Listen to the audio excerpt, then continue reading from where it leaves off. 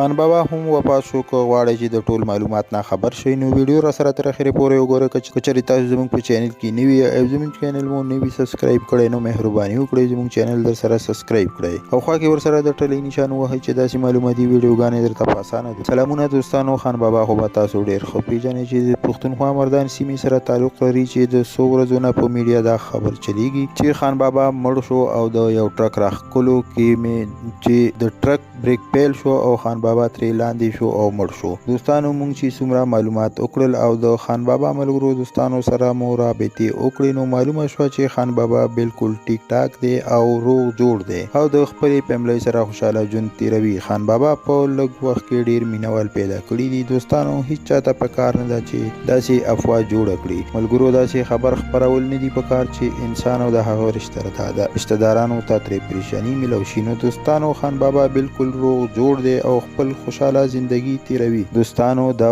د نن ورځ خبر چې در سره مو شریک کو. که ویډیو مو خوښه شوي نو لایک شیر یې کړئ او چینل در سره ضرور سبسکرایب کړئ. مننه کوم چې ویډیو مو سره تر اخره پورې وکتله او د بل ویډیو پورې الله په امان.